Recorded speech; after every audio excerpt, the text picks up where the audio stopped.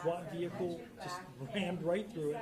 Then an entire caravan of SWAT team members, of ambulances, and other Pike County Sheriff's Deputies vehicles went up the hill into the Flying W farm.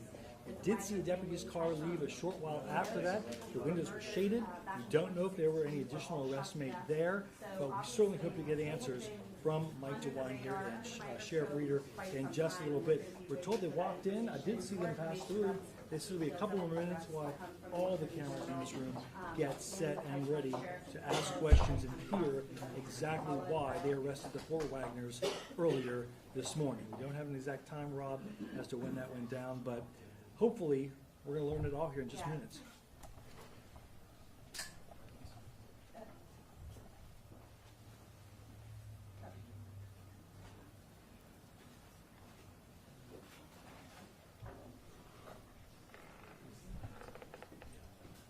They did. They came back from Alaska late this summer. We got a tip in August that we thought there was going to be a break in this case. We couldn't get any answers then, and we don't know what actually brought them back from Alaska, but we do understand they were staying for a time at that Flying W farm. But we heard at the time that a lot of that Mexican drug cartel stuff, I had heard at least from people that I talked to, that it was kind of nonsense. Now, are we going to hear something different here today? That's quite possible, but we just don't know at this point. But I was told, you know, in the months following those rumors kind of swirling around out here, that was not believed to be related to this at all, that it may have stemmed from something else. And if you recall, you know, they said over and over again they believed that this was somebody who knew the Roden family. You know, it seemed like there was some effort to clean up the crime scene, and it seemed like the person would have to, or people would have to be familiar enough with the crime scene to do that cleanup and get in there under the cover of darkness, because it was our understanding that Christopher Roden had a lot of tight security, surveillance cameras and things like that on his property. So obviously at this point these are just allegations, guilty until proven innocent and all of that, so we're going to have to just wait to hear what the Attorney General and Pike County Sheriff have to say.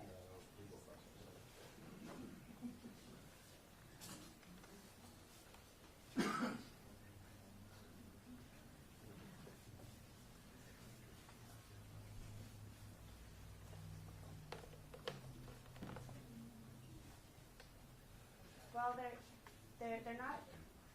they're not really, I mean, the Wagners, I mean, there was a familial relationship there because Jake and Hannah had this relationship and they shared a child together, the young girl, but they weren't family members. And, you know, I mean, at least the other Wagner family members weren't family, and they had split up. They weren't together at the time that this happened. And another thing I think that's important to point out, when you say that this was chilling, there were small children in this house. There was an infant in the bed with his mother and father, or I can't remember if it was a girl or a boy, I'm getting my people mixed up, but there was an infant in the bed with the mother and father when these murders happened. I mean, I think there were children like covered in blood when they went into these homes, these trailer homes. So, I mean, this was some pretty sick stuff if you think about it. When you talk about people being murdered in the presence of children, but very interesting that those children were allowed to live because, you know, they could have been witnesses. Obviously, a little baby's not going to, but some of the older children, you never know, could have been witnesses.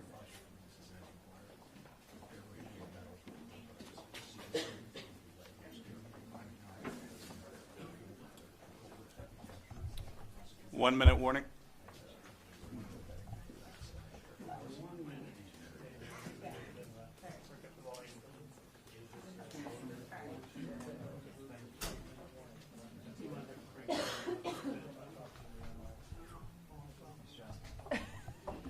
Did any of that make sense?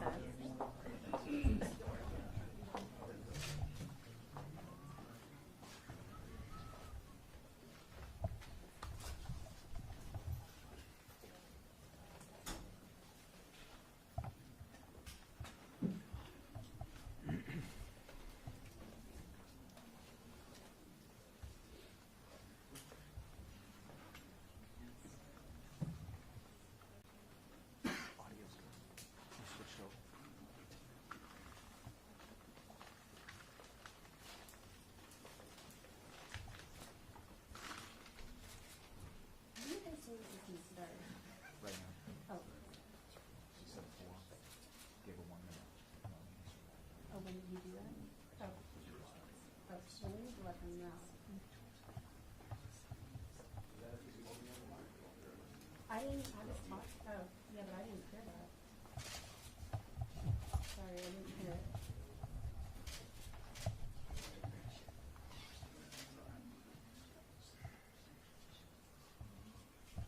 Oh, hey, can you hear me? Hello? Huh? I guess they're gonna be starting this soon. Oh, here comes the Attorney General. Okay, bye. Afternoon, everyone.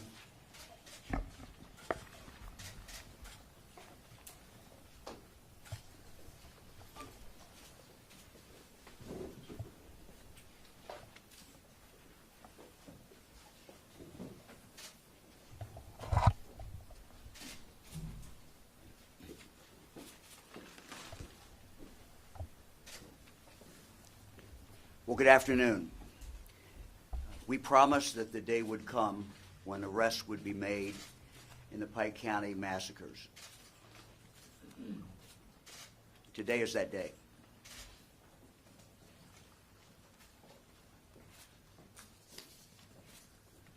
Yesterday, a Pike County grand jury indicted 4 individuals for aggravated murder with death penalty specifications. George Billy Wagner III, his wife Angela Wagner, and their sons George Wagner IV and Edward Jake Wagner. After an extensive, thorough joint investigation by the Attorney General's Office, the Bureau of Criminal Investigation, as well as our Special Prosecution Section, and Pike County Sheriff Charles Reeder's office. These 4 individuals are now in custody for allegedly committing this heartless, ruthless, cold-blooded murder.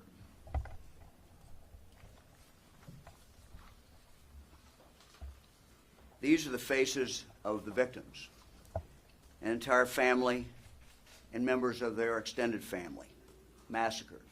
Many of them were killed as they slept. They are Christopher Roden Sr., age 40. His ex-wife, Dana Manley Roden, age 37. Their children, Hannah Mae Roden, age 19. Christopher Roden Jr., age 16. Clarence Frankie Roden, age 20. And his fiancee, Hannah Hazel Gilly, age 20. Further, Christopher Roden's brother, Kenneth Roden, age 44. Their cousin, Gary Roden, age 38. All 8 victims were killed in cold blood.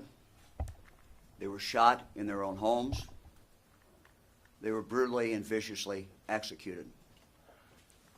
The killers knew the territory and meticulously planned these horrendous murders.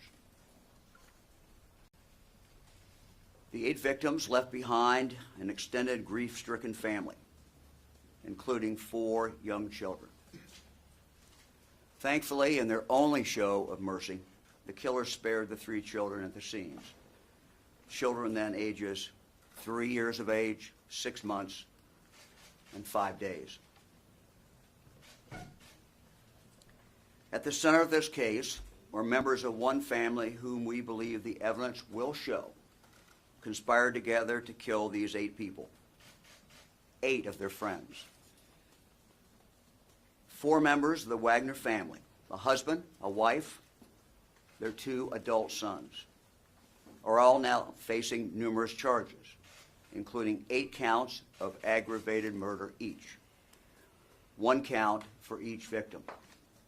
The aggravated murder charges also include death penalty specifications for all 4 suspects. Now, because this is an open prosecution, we won't be able to say much about motive, but you'll see from the indictments that custody of that young child plays a role in this case. We believe that the Wagners conspired together to develop an elaborate plan to kill the 8 victims under the cover of darkness and then carefully cover up their tracks. We believe the evidence will show that the suspects spent months planning the crimes. They studied the victims' habits and their routines.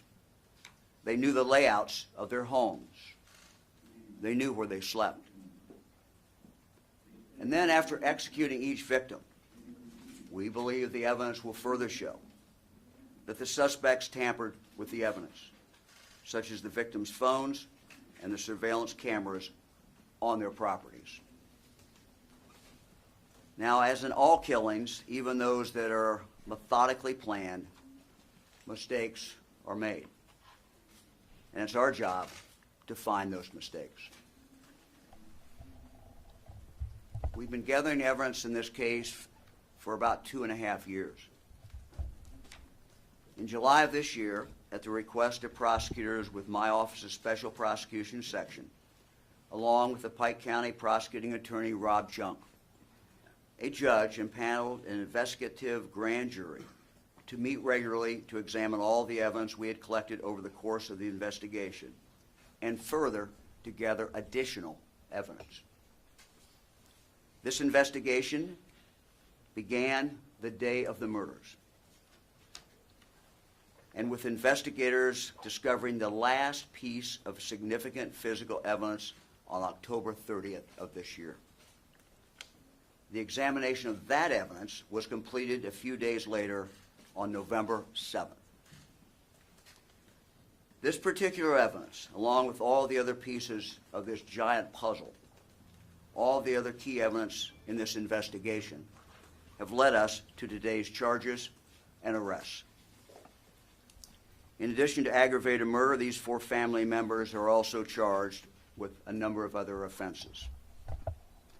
They include conspiracy, engaging in a pattern of corrupt activity, aggravated burglary for allegedly breaking into the Rodens' home to commit the crimes, tampering with evidence, unlawful possession of a dangerous ordinance, unauthorized use of property, interception of wire, oral, or electronic communications, and finally, obstruction of justice. The 4 suspects are also all facing charges of forgery for allegedly forging child custody documents. Two other people were also arrested today in conjunction with the cover-up of these crimes.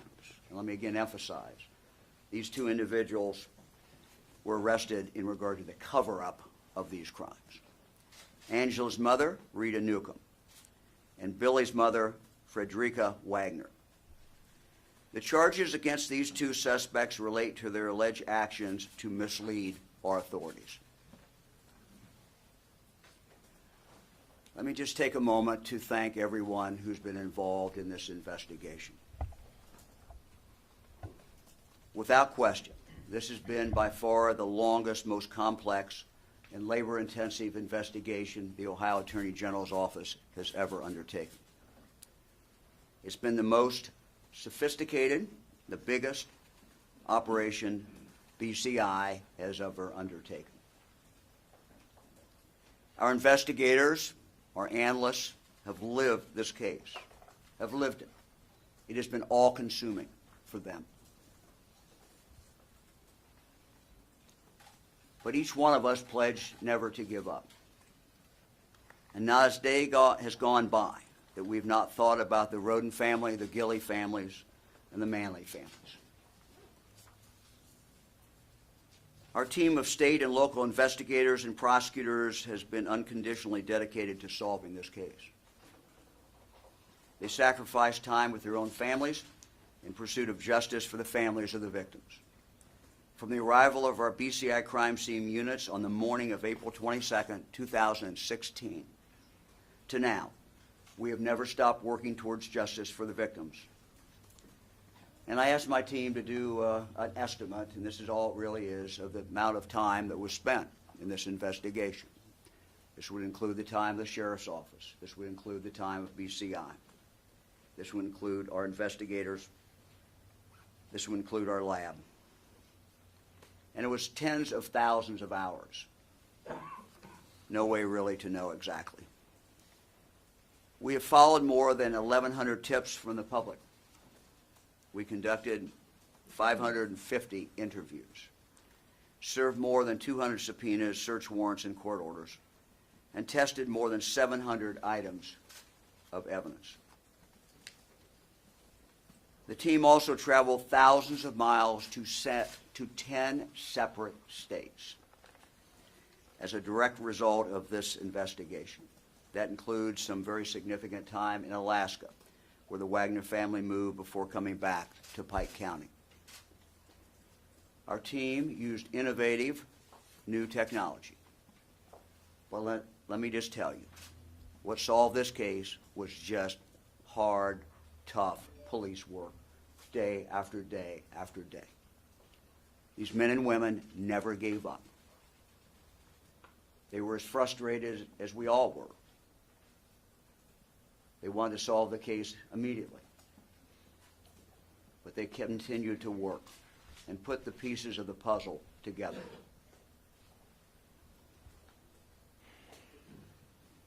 We always felt from the beginning that the perpetrators were very familiar with the victims in their homes, and the Wagners certainly were. To the Roden family, the Manley family, the Gilly families, I know that the past 2.5 years has been very, very tough, agonizing. And frankly, none of us really understand how tough it has been for them. We appreciate your patience. We appreciate that very much. We appreciate your faith in us and the process. It has been our job to find the truth. We have done that painstakingly, month after month after month. And that has all led to today. This, of course, is not the end. Whether it is a new day in this case, as we work to hold those allegedly who committed these unspeakable murders accountable and get a measure of justice for the victims as we take this case to trial in Pike County Common Pleas Court.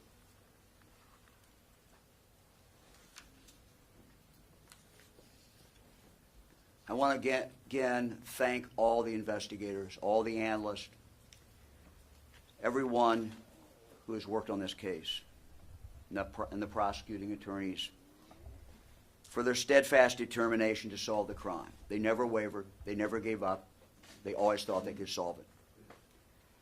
I would also stress that we would not be here today without the help of a long, long list of local, state, and federal agencies that provide assistance with this case.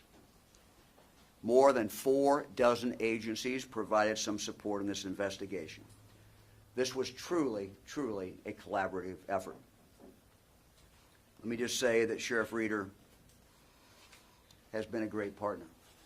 And from the very beginning, literally from that morning, when the sheriff called us, this has been a true partnership. It's been a true partnership with the sheriff, but also with the men and women of his department. And I would like now to invite the sheriff to come up and make some comments.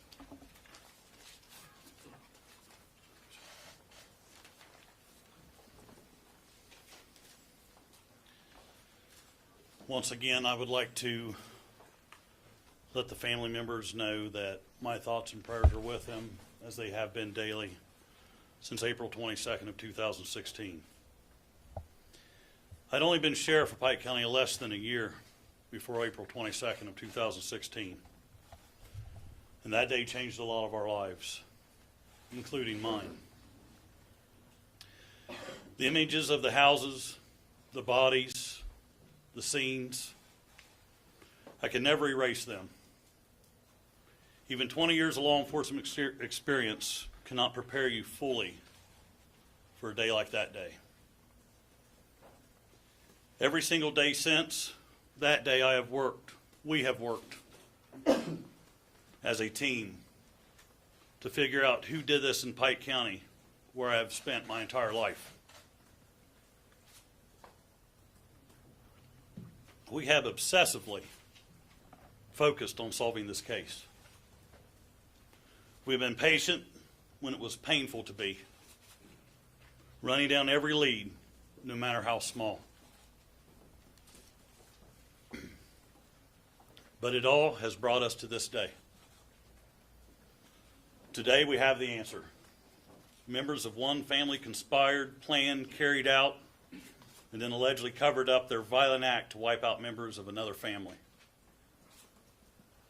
They did this quickly, coldly, calmly, and very carefully, but not carefully enough. They left traces. They left a trail. The parts to build a silencer, the forged documents, the cameras, cell phones, all that they tampered with, and the lies, all the lies they told us. I want to thank the High Attorney General, now Governor-elect Mike DeWine.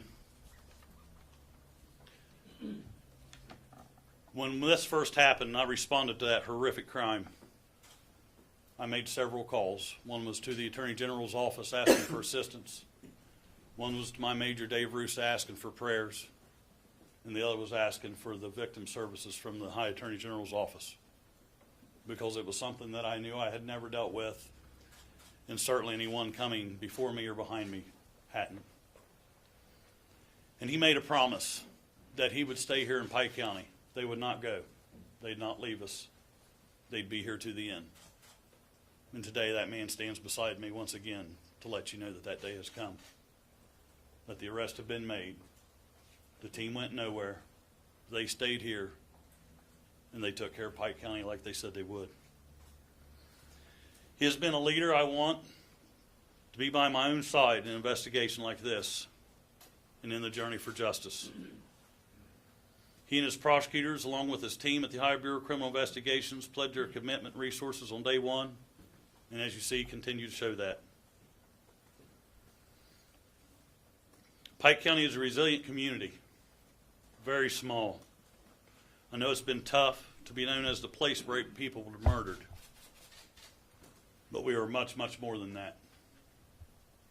We are a place that doesn't let cowardly murderers get away with their crimes under the cover of darkness. We're the place that finds justice for victims, and today is a big step on that path.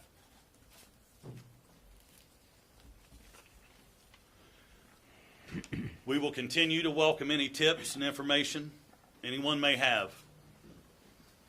If you have any tips or information, I urge you to call the 1-855-BCI Ohio or the Pike County Sheriff's Office, 740-947-2111. Today is a very good day, a brighter day here in Pike County. Thank you. Sure. Let me now introduce Rob Junk, who is the county prosecuting attorney. He has been with us since day one as well. Rob. Thank you, General DeWine. Good afternoon, ladies and gentlemen. I'm Pike County Prosecutor Rob Junk. I want everyone to take a minute and remember what these cases are actually about. There are 8 members of the Roden, Gilly, and Manley families brutally murdered in the middle of the night on April 22nd, 2016. Our sympathies continue to be with their loved ones. First, I'd like to thank Attorney General Mike DeWine for the assistance he has extended to Pike County during the investigation of these Roden, Gilly, Manley homicides.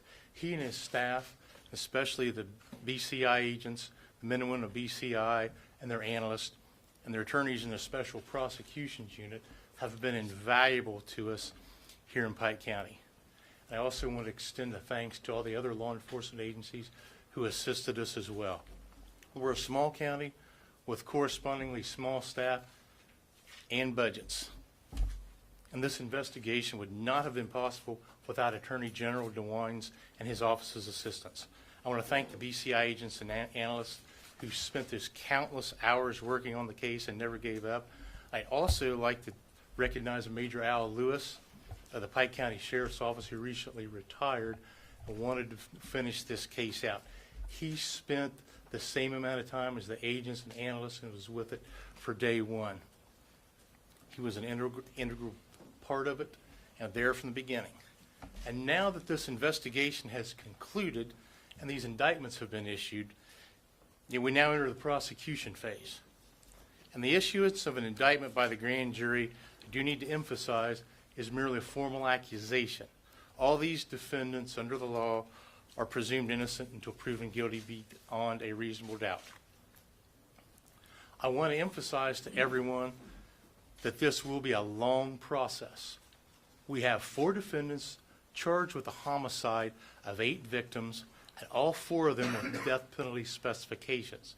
We have 2 other defendants who are charged with assisting these offenses, covering them up. And I would indicate to you that it would most likely be several years before all of these cases are concluded to trial at the court level. This has been one of the most complicated and extensive investigations in Ohio history, with a corresponding amount of potential witnesses and evidence. There is a lot of hard work ahead of us. I cannot emphasize that enough. An indictment is only the beginning of the case. There'll be numerous hearings and motions that we will need to fight through before any of these cases go to trial. And we as prosecutors and investigators are limited by law as far as what we can talk about to you. We can't talk about any evidence or details about these cases. I would ask that everyone bear with us because of this. And once these cases have been prosecuted to conclusion, we will be able to speak freely to you. In the meantime, I would ask everyone to please remember the Roden, Gillian, Manley families. No one can truly know the pain and anguish that they've suffered. Please keep them in their prayers. Thank you, ladies and gentlemen. Just a couple more comments.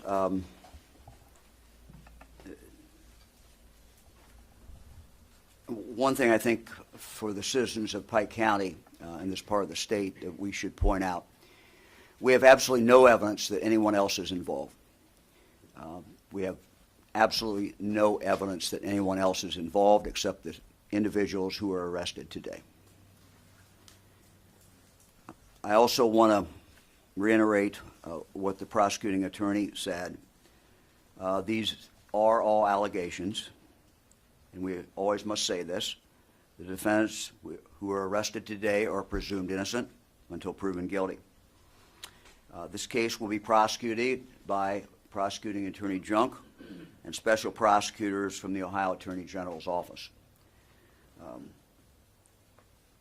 They will, of course, be working with Ohio's new Attorney General, Dave Yost, who I briefed several hours ago in regard to these arrests, and who will receive a more thorough briefing in the next few days.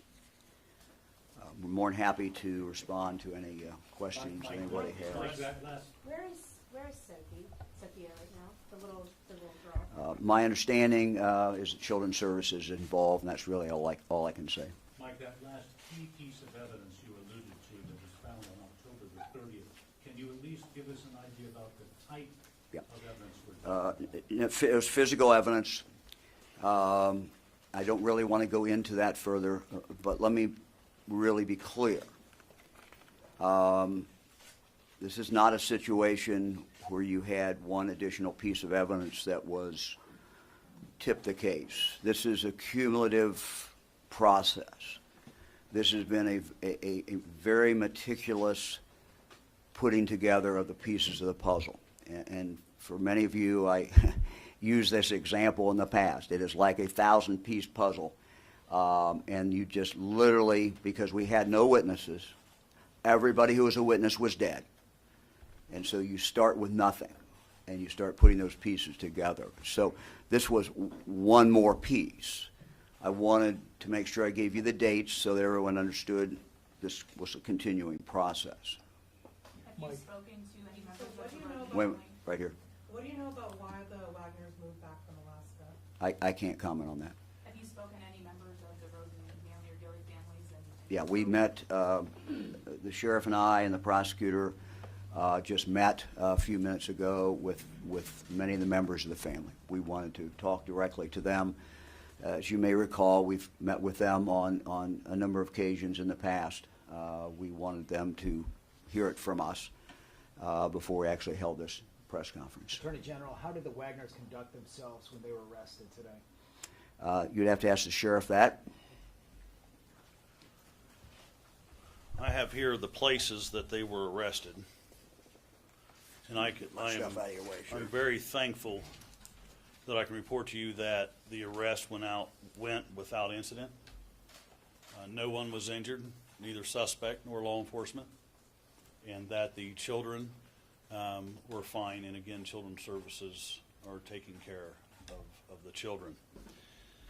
George Billy Wagner was arrested in Fayette County, Kentucky this morning after several of my units and some BCI agents basically followed him where he arrived in Kentucky, and we reached out to the Fayette County, Kentucky Sheriff's Office, and they assisted in that stop where he was apprehended without incident. Angela Wagner was arrested at her home in Sauter County. George Wagner, Jake Wagner was arrested in a traffic stop on 35 in Ross County without incident. They were together. Rita Newcomb had left her residence and returned, and then was arrested by units there on that scene. And prior to me arriving, we just left the Frederica Wagner's residence where she was arrested and taken into custody. I believe at this time, all those that have been arrested have been transported to different facilities and have arrived there and are now incarcerated. When will they appear in court? That I don't know. Sheriff, you alluded, actually, Jennifer Warren alluded to security cameras, silencers. Can you speak to the premeditation, the calculation? Again, we're really limited in what we should be saying. We're under the duty to assure that these individuals have a fair trial. But I will reiterate, it was meticulously planned. They knew what they were doing. They thought about it. They executed it. That's it. They did it. I wouldn't want to put a time on that, but it had been, they had planned it out. They had thought about it a lot. Sheriff and Attorney General, there was much made back when these homicides occurred of the drug operations that were being run from 2 of these homes, perhaps marijuana that was found, whether they were or not running a dog fighting ring. Is there anything you can do to maybe alleviate some of the reputation, some of the damage that might have been done to the rodents and Manleys? Well, let me just, when you say much was made of it, we tried to give the news media an accurate description of what we saw, and we did that. We could not control, nor were we in a position to deny speculation that's gone on for the last 2.5 years about drug gangs coming in, the Mexican drug cartel, and all of those things. If you'll notice, we've been pretty careful about what we have said. So can you say definitively, though, that those things played no role, if anything was happening, that it played no role here to help the reputation of those families? Well, I'm going to be careful that I'm accurate in what I say. You have part of the relationship that was going on with some of the individuals involved. Yeah, there was an undercurrent of drugs. There's no evidence of all the speculation that this was necessarily drug related in the sense of the motive, but there's an undercurrent there, and I want to be very careful because the prosecutors are going to have to present the case at trial, and I don't want to say something here that is so. There's an undercurrent of drugs. I appreciate that. Yeah, there's an undercurrent there of drugs, and it's. Governor-elect Sheriff Reeder, was Frederica Wagner arrested at the Flying W? We saw your SWAT teams just barrel through those cast iron gates, which they had only padlocked minutes before you came around the corner. We didn't have a key. Didn't But need one. yes, she was the only one that was there. She was the only one, no other kids on the property. No one else. And I would like to follow up on yours. You know, as far as what we had reported, we were very careful and very considerate of a family, of 3 families that lost 8 members. And I know how it affected me in this community, the shock wave. My office, my deputies, those law enforcement that come in to help us. And I could only imagine with the effect that it had on us, what it had on the family. And back then, I was very clear in the fact that regardless of what we found, regardless of what aerial views that were showed, reported, that no one deserved in the dark of the night for cowards to come in while sleeping and execute them in a way that would be unbelievable to anyone, including law enforcement. So regardless of if we found marijuana on the property, the vehicles, everything that we've done because of the victims had no voice and we're their voice now. Everybody that's investigated the case, we were working an 8-person homicide, not a marijuana grow room. And I believe today, as I did back then, that they deserve more respect because they are true victims of a heinous crime that's never been seen before, than to now speak of. We're talking about arresting the people responsible for murdering 8 people in this county. We're not talking about those 8 people having marijuana grow. And I think in 2.5 years we can get over that. Yes? I just wanted to know, when you met with the Rodings today, you and Mr. DeWine, what was that like for you after so long? And can you tell me what did they say? How are they? Well, how any human being would be. Today's a great day. I said we were coming, and when I said that, I meant it. And this staff has made sure that they've never missed a beat, and they've headed that direction for 2.5 years, and today's the day that we've made the arrest. To finally look at a family that had questions that you can finally answer, still have questions that you can't, to finally let them know that today is the day and they have some justice today, that's great. But as I explained to the family, I worked for the prosecutor for 6.5 years. So now it's time for prosecution to begin. So will they have justice? Yes. Are they still going to miss birthdays, Christmas, Thanksgiving, Easter? Are they still going to miss all those special times together? There's nothing we can do. There's nothing so great that we can do to give those 8 people back. We can't. And that's going to be the only thing that will give them the true, what they want, because we're human beings and that's what we want.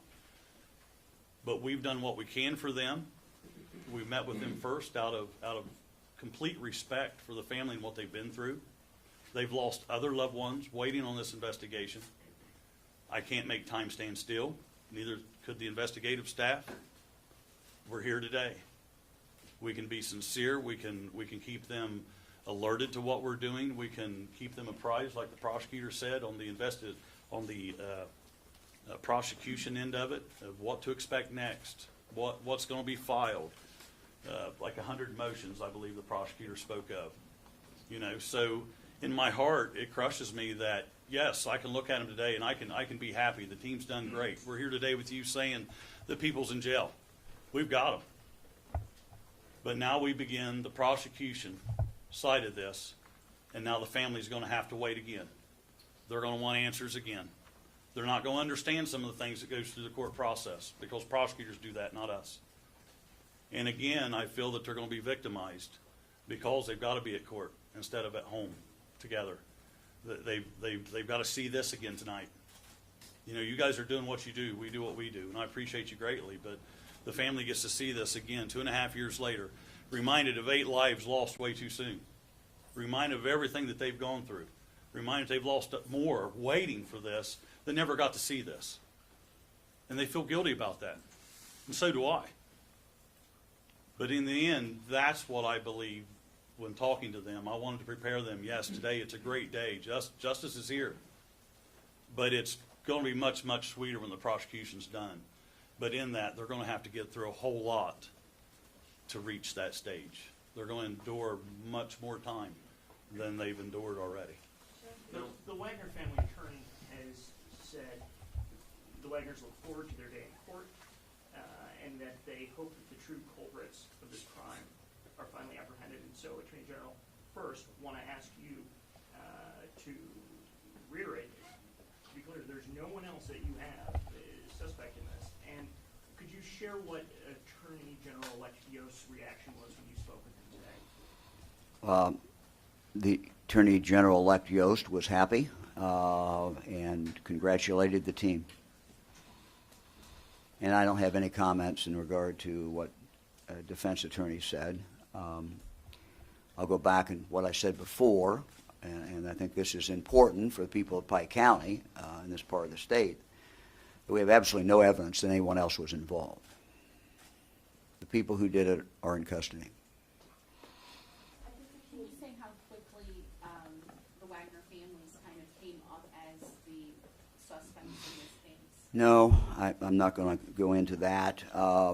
What I will say is this is, they clearly have been the prime suspects for some time.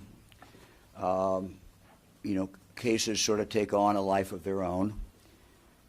They have to evolve. You can't rush them. You've got to go where the evidence is.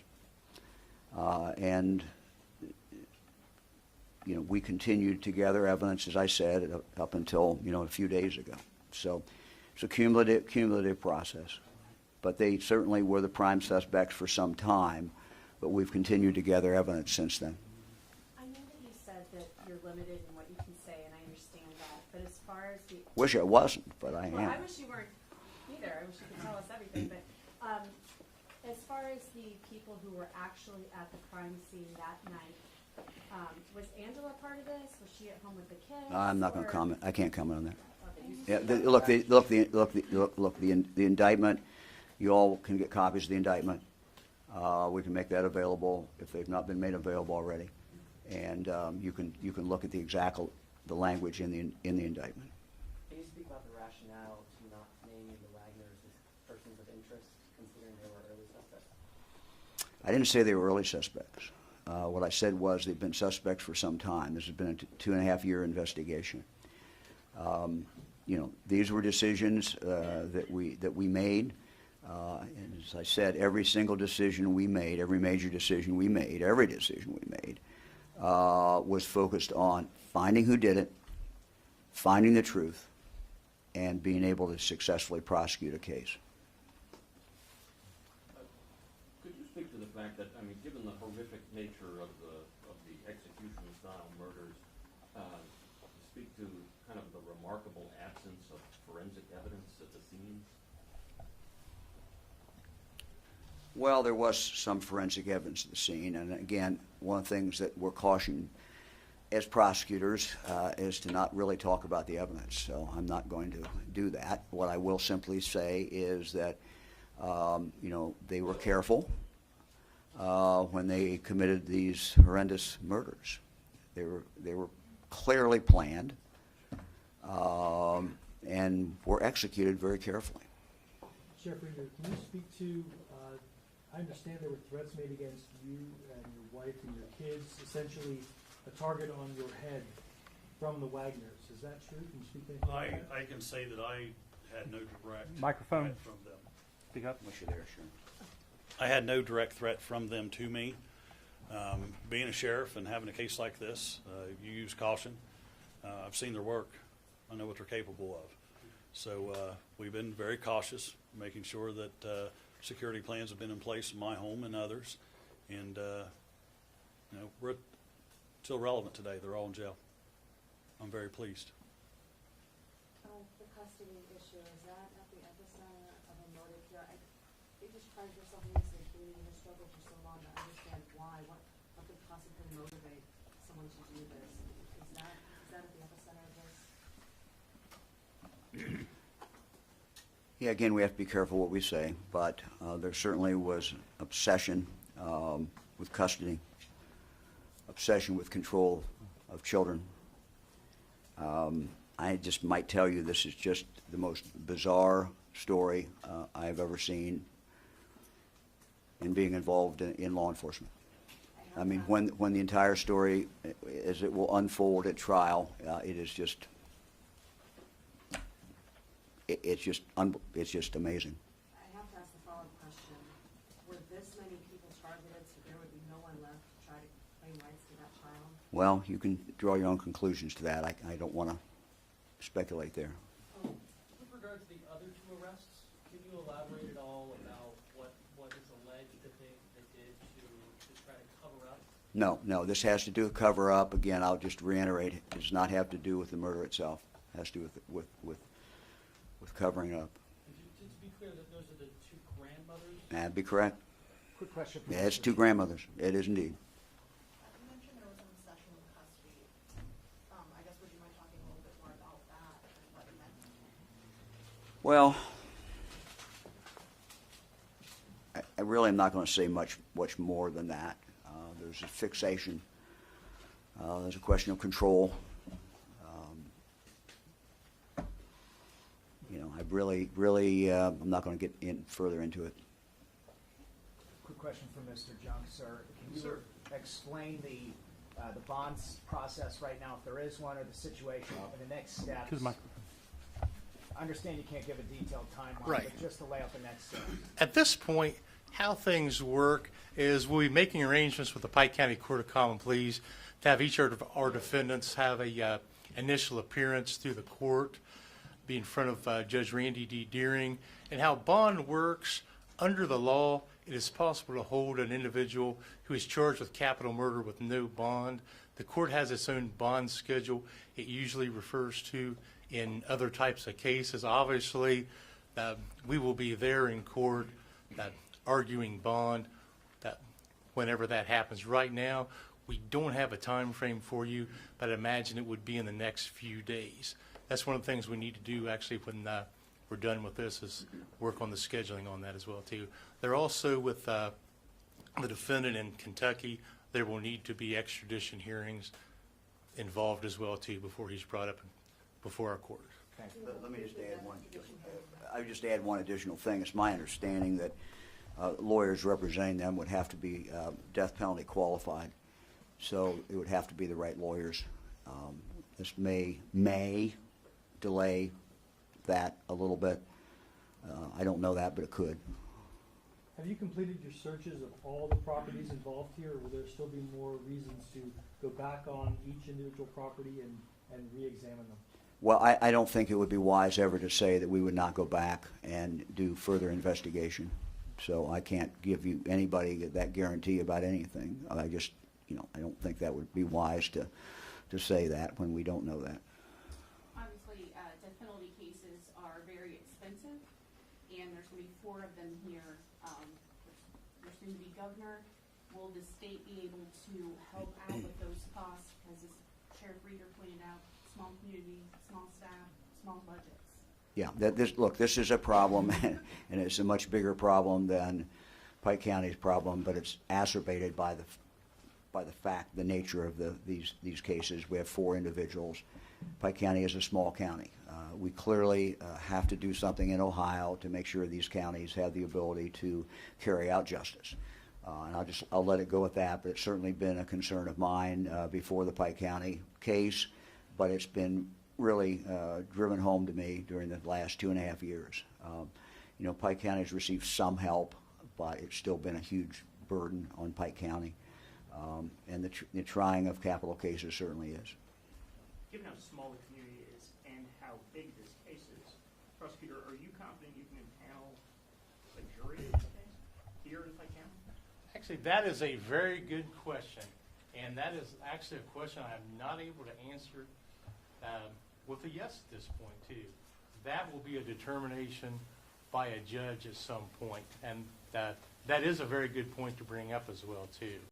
That this case has received more publicity than anything we've ever had in the county, so it may very well need to be moved to another county, but that is actually a determination that will be made in the future at this point. But wouldn't their attorney more than likely request that change of venue? The judge wouldn't just up and do that? No. Normally, the defense attorneys would have to ask for that. Hey, Rob. Yes, Dave. Okay. I was going to say, I'm usually not used to using an amplifying microphone, so I do apologize for that. The ones I talk into record my voice in court, and that is about it, so I do apologize. But you are correct, the defense attorneys would usually make that motion. It comes down to the fact that regardless of what someone has done or been charged with, the Constitution does require the right to a fair trial. There could possibly be fair trial issues if everyone in the community has heard of a case. So that is a possibility, but I really wouldn't want to speculate what a judge would do at this point. But I'm sure that's a determination that will be made. Will anyone receive a cash reward in this case? There has been one. That's not been determined yet. Is it possible? I mean, Well, first of all, that determination would be made by the folks who put the award up and reward up, and investigators would cooperate with them on that. But we've not really thought about that. And then, Mike, what message would you say to anyone here in Pike County or surrounding counties? Every time we've tried to talk to somebody who might know the family or know something about what happened, there's been this just abject fear countywide to say anything to anybody because of fear of retribution. So what could you say now that you have these 4 in custody that could put people's minds at ease tonight to even open up about this story? Yeah, we believe excuse me. We believe we have the killers. We don't believe anybody else is involved. We have absolutely no evidence that anybody else is involved. And, we want to make that very, very clear to the people of Pike County. These arrests were all coordinated today. They occurred today within a very short period of time of each other. That would be my message to the people of Pike County.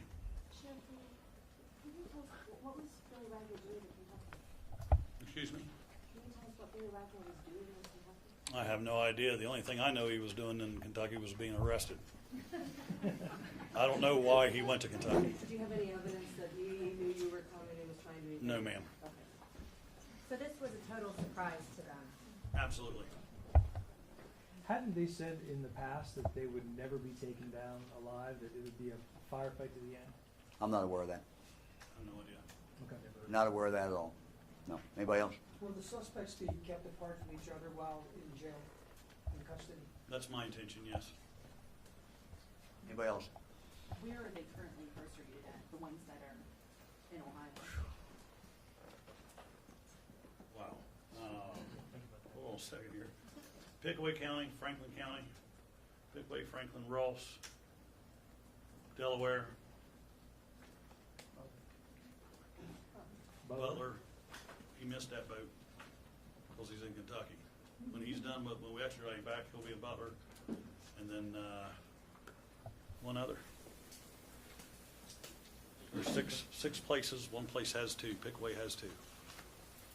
Sheriff, will you be able to make digital mugshots available to us? Will those come from your office once they've all been processed and you have those? I'll make sure that Chief Bentley helps you with that. That's fine. And then copies of the indictment that were referenced? We have those. Okay, We'll get you those. thanks, sir. Anybody else? Just to be clear, all 4 Wagners went to Alaska. Can you say when they came back? I know earlier there was a question about why they came back. You couldn't answer that, but can you say when? Well, we do have that date. I'm not sure I know the date, but We could get it and provide it. spring. Anybody else? Okay. Yeah. Any of the suspects have weapons at the time of the arrest? Not to my knowledge, no. Okay. Thank you all very much. Thank you. Thanks, sir. Again, we appreciate all your help on this. Those are yours, Sheriff. And then below mine. Switch over audio. You got a mic check? Stay where you are. We're doing it. What's that? We're getting the shot set. Yeah, we're hot button.